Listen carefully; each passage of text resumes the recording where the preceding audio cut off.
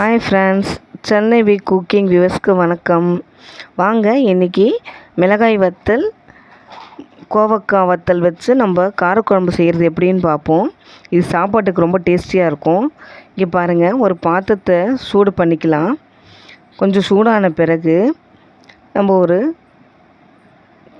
கரண்டி எண்ணெய் அதில் போட்டுட்டு பாருங்கள், அதில் ஊற்றியாச்சு. அதை ஊற்றின பிறகு அது நல்லா கொஞ்சம் சூடேறட்டும். சூடேறின பிறகு அதில் வெந்தயம், கடுகு பாருங்கள் வெடிக்குது.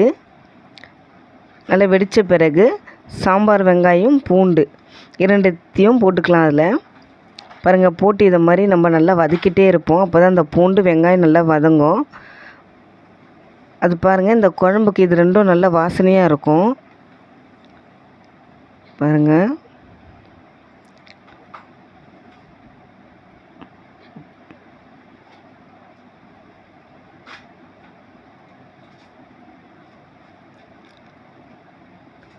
நல்லா வதங்கின பிறகு கொஞ்சம் பெருங்காயத்தூள் போட்டுக்கலாம்.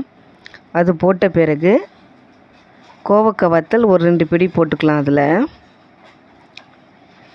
இது ரொம்ப நல்லாவே இருக்கும்.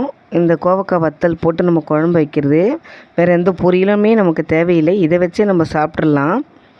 பாருங்கள், ஒரு வதக்கின உடனே இதே மாதிரி ஒரு கைப்பிடி மிளகாய் வத்தலும் நம்ம போட்டுக்கலாம். அதையும் ஒரு வதக்கிடலாம். பாருங்கள், இது ரெண்டும் சேர்ந்த உடனே அது நல்ல வாசனை வரும். இங்கே பாருங்கள், நான் ஒரு கைப்பிடி தான் புளி எடுத்து கரைச்சி வச்சுருக்கேன். கரைச்சி வடிகட்டியிருக்கேன். அதை அப்படியே அதில் ஊற்றிடலாம். ஊற்றின பிறகு இங்கே பாருங்கள், நான் புளியில் உப்பு போட்டு கரைச்சி வச்சுருக்கேன். அதனால் நான் இதில் உப்பு போடலை. ஏற்கனவே நான் உப்பு போட்டு கரைச்சி வச்சுருக்கனால நான் உப்பு போடலை. இங்கே பாருங்கள், மிளகாய் தூள், அதுலேயே மஞ்சத்தூளும் இருக்குது. அது அப்படியே சேர்ந்துருக்கு. இது அப்படியே நம்ம இந்த புளி கரைச்சலில் போட்டுடலாம். பாருங்கள், இது ஒரு நல்லா கிளறிக்கலாம். பாருங்கள், நல்லா கிளறியாச்சு.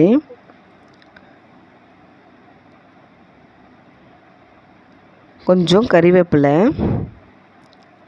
பாருங்கள், கறிவேப்பிலை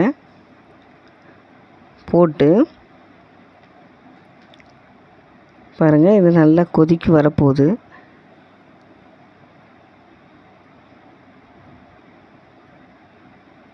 இங்கே பாருங்கள், நம்ம டேஸ்ட்டுக்கு வெல்லம், இந்த குழம்புல இந்த வெல்லம் போடும்போது இன்னும் நல்லாயிருக்கும். அந்த காரத்துக்கு இந்த புளிப்பு சேர்ந்த உடனே இந்த மிளகாய் ரொம்ப டேஸ்ட்டாக இருக்கும். அந்த வத்தலும் நல்லாயிருக்கும். கோவக்காய் வத்தலும் டேஸ்டியாக இருக்கும். இதை நம்ம சாப்பாட்டுக்கு அப்படியே ஊற்றி சாப்பிடலாம். சைடில் நமக்கு எந்த பொரியலோ இல்லை கூட்டோ நமக்கு தேவையே இல்லை. இது மட்டுமே போதும். பாருங்கள், சூடான சாப்பாட்டில் இந்த குழம்பு ஊற்றி சாப்பிடும்போது ரொம்ப டேஸ்டியாக இருக்குங்க. நீங்கள் ஒரு தடவை ட்ரை பண்ணுங்கள்.